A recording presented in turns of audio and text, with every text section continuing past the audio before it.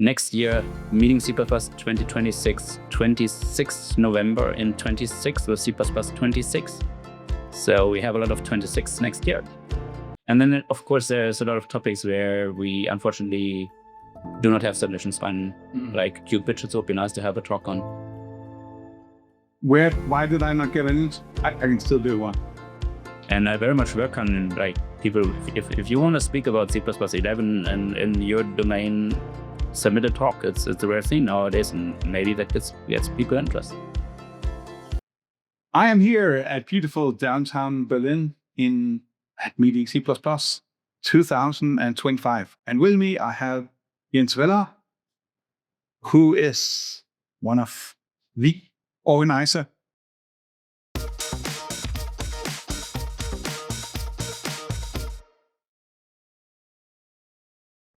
But from what you've seen so far, anything that we just absolutely would recommend people to go and see when they get a chance, or anything that you anticipate is going to be groundbreaking from what you've heard already?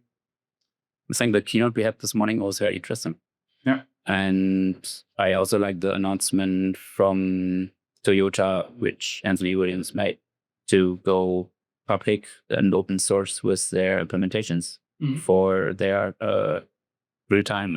And I like that. That's big thing to have announced at a conference that's nice.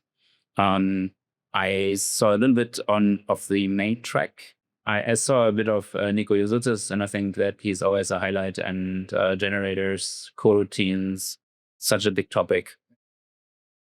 And I think, C++ 26 is a topic, but also we have talks on 20, which is absolutely for me a highlight. And the attendee survey showed the talk we have on Rust is actually far more popular with the on-site audience than originally we had in the survey, which brings the program together. So everybody just want to know how they get off this C++ then?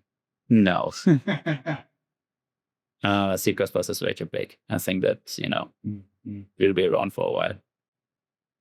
2012 to 2025. Can you see any key trends that has changed over the years? Anything that, when you think back and say, the first year, wow, that was different? Regarding C++, I mean, yes. Back then we had C++ 11, which was a new thing. And today C++ 11 is an old thing. Yeah. But we have today had a keynote, and what did he say? They are still running in systems where basically C++ 11 is the modern standard and the only standard they have. So, and then they, the industry is very heavily focused on 14 and 17 still. We are now in 2025. Everybody's running around talking about this particular new feature in 26 that's going to be awesome for them. But if we go to the floors here and talk to people, I would assume, but maybe those that come to the conference are the bleeding edge. Some are. But I do see that a lot of us are co-evading C++. I think that it's an unequal distribution on which features be used in the field, and some features which have been heavily awaited, like modules, turn out to be very complicated in implementation for some people, and on some other platforms and compilers, it takes a long time to actually have things be available and then be mature. And I think this is like one of the problems which we are facing right now, and that a lot of places are staying on C++ 17 because it's what they updated. And then they maybe want to move on when once these standards have matured from their viewpoint. I would like very much to motivate people to submit on topics they find important. And like you would be like predestined to give a talk on keyed widgets. What the hell, Jay Brad? Gonna be in it, yeah. So, yeah. And I see that the people which voluntarily submit talks and prepare talks are often speaking about the cutting edge, what they right now are learning. And so that's why we have a bias towards C++ 23, 26 right now in the coming years, I think. And there's not so much need to be presented on 23. There's just, it's a smaller standard. And then we get the big features with 26.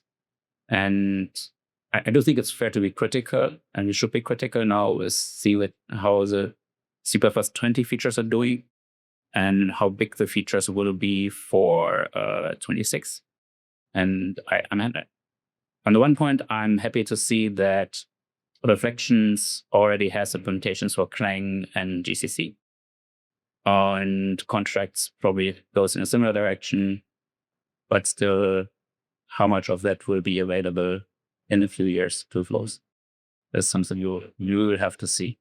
And I very much welcome people. If you want to speak about C++ 11 and in your domain, submit a talk. It's a rare thing nowadays, and maybe that gets people interested. Doing a presentation at a conference like this, and you just look around and you say, hi, it's going to do a presentation that is super awesome, because she always does. And Nikolai Yosotis is going to do something that's going to be engaging and critical and awesome too. And then I did something about Qt widgets that is this technology from 2,000 years ago. So. I think that especially the zone between interfacing between standard C++ and Qt is interesting, or other libraries. It doesn't have to be Qt. You can be a game developer. You can write systems, and there's a lot of libraries, a lot of very specific things which we don't know, which are older systems like W-digits, Qt, Boost is part of that. And a lot of those systems are coming from a time where the standard C++ wasn't around. Even today, you might pick a library that is your own implementation instead of relying on the standard. And I think that we definitely could have talks on that. And it's always interesting to see when people submit it, how the audience reacts to it. Thank you very much for joining us. Yeah, okay.